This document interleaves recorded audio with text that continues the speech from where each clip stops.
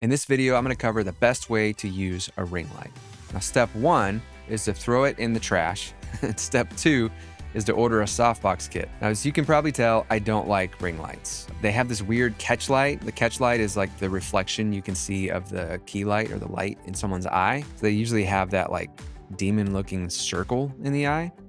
Can't stand that. They're usually not bright enough unless you're really close. So if you have to be any distance away from where the light is set up, they're just not very bright. And then lastly, people usually put it right in front of themselves and it lights their face up completely. There's no shadowing, which creates this really flat and boring look. It's not flattering. There's no depth or dimension. It just doesn't look good. But if all you have is a ring light, or maybe you are gonna order a softbox, but for now you gotta make do with your ring light, I'm gonna give you some tips to make the most of it. So I still recommend getting a softbox kit, and I'll link to one in the description that's pretty affordable. So step 1 is to move it off to one of the sides. Now, it doesn't really matter which side, and maybe play with it to see what works best for you. Usually I see people using a ring light right in front of them, and it lights their face up evenly, which some would think, oh, that's what I want. That's not what you want. We're used to seeing people in videos, good videos, with a little bit of shadowing. Typically, it's best practice to put your key light, which is your main light, off to one side, anywhere from 45 degrees and then back towards the center based on a few factors, which I'll cover here in a minute. And then we also want it a little higher too. A lot of people will put it like right at their face level, and then there really is no shadowing. And sometimes you even get like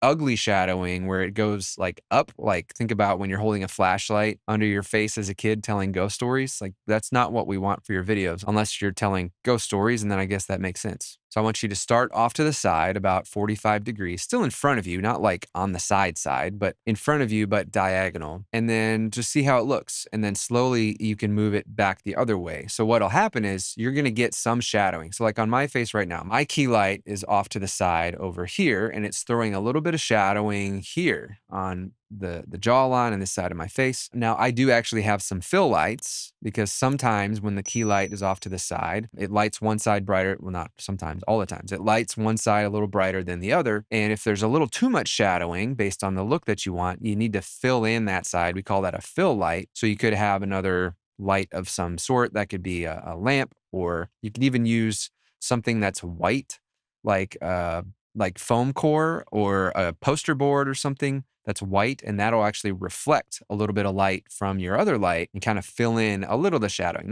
We don't want it to be as bright as the ring light. We want it to be slightly less, but you can use that to kind of offset a little bit of the shadowing. So the further to the side that you go, the more dramatic the shadowing is on the other side. So just kind of play with that until you find a look that you like. And make sure you test both sides. A lot of people have a certain side that they like to favor, so maybe that's the side that you light a little better, and then the shadowing goes on the other side. But just try both sides. And sometimes too, your setup, your desk, or wherever you're filming dictates where that light can go. You might only have space for it to go in one spot, so that's where it needs to go. And then lastly, just watch out for nose shadowing. So if it's too far off to the side, you're going to get like a really long shadow this way from your nose. We don't want that. Okay, step 2, we want to move it up. Now, a lot of people will have it right at like face level. We want it to be higher than your face so that it casts a little bit of shadowing like downward. We're just used to seeing things lit that way, and for good reason, because it looks good. Having a little bit of shadowing like down here defines your neck and your jawline, so it doesn't just like wash you out, and you've got more depth and dimension and interest to your face. So make sure that it's up a little bit, and then just kind of play with it. Like go up. What I like to do is find the extremes.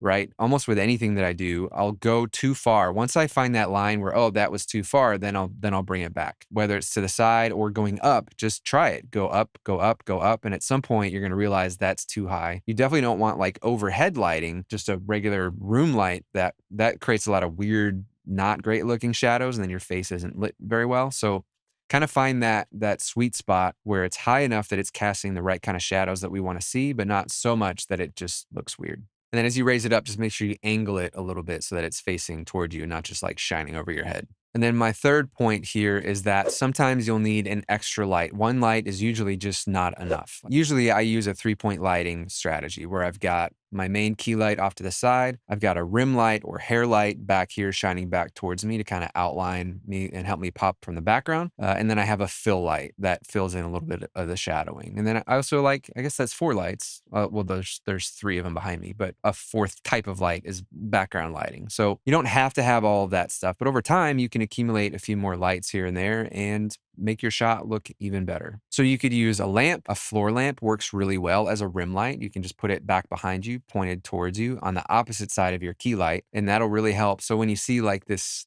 light here around me and around my lighting my shoulder a little bit and like my hair, it just helps me kind of stand out from the background. That's the rim light. So play around with that. And as I mentioned earlier, you may need a fill light or a bounce card or something just to help bounce a little bit more light on this side, the opposite side that has too much shadowing, if it has too much shadowing. So overall, here's what I want you to do. Just move the ring light off to one side and play with that as far as how far to the side and how high it is. And that might be all you need. You might not need any other lights, but you may find that you do. And in that case, add some other kind of light to fill in and maybe do a rim light. Now, if you're curious about adding a rim light and want to learn a little bit more about that, I actually did an entire video on that, which you can watch here by clicking that card. And I'll also link it in the description. Now, if you're serious about upping your video game, making better quality video, I put together a training that I think would be really helpful. In it, I cover the 3 main lights that you need, the ones that I've already mentioned. I teach you how to set them up, where to put them. I cover cameras and lenses and audio and some other things like that to help you take your video from amateur to awesome. So if that sounds interesting to you, head over to glacierrockmedia.com/studio and grab that free training today. All right, thanks for watching, and I'll catch you in the next one.